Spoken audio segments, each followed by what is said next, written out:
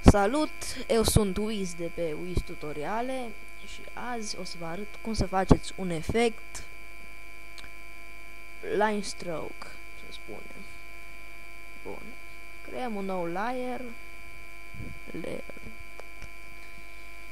și mergem la pen tool sau apăsăm P și aici faci un click și stați, control alt Z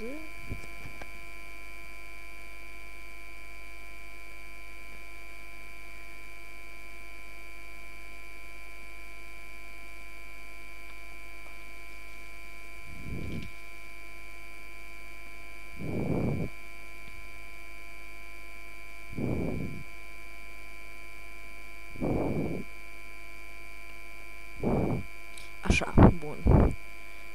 Și o să dăm pe paths și de acolo avem work paths și dăm click dreapta și stroke paths.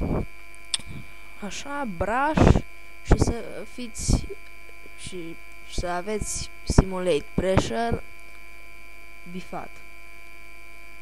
Bun. Așa. Din nou click dreapta pe work paths, delete paths și o să ne da asta. Dar arată nasol așa, nu? Parcă e pusă pe el, pe Randy Orton.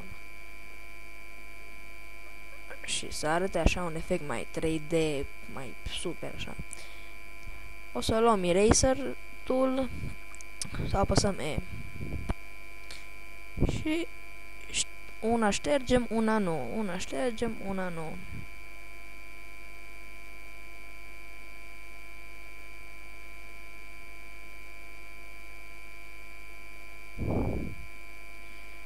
Puteți schimba mărimea la brush dacă vreți, da. Eu o las așa numai.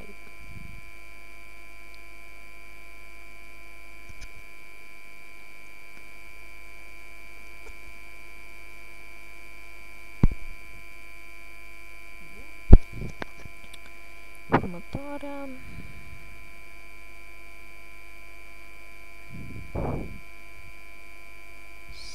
Să nu uitați să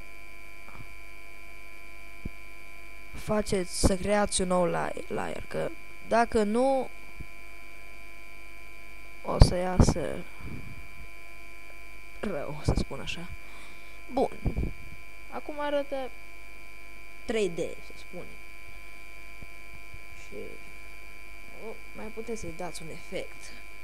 Dați click pe layer, click dreapta, blending option și avem layer style.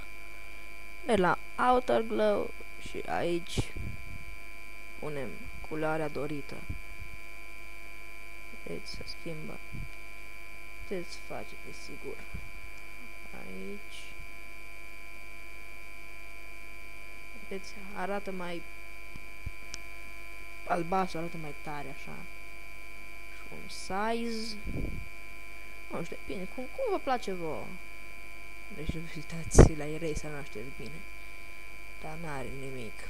Ștergem acum, să arate bine.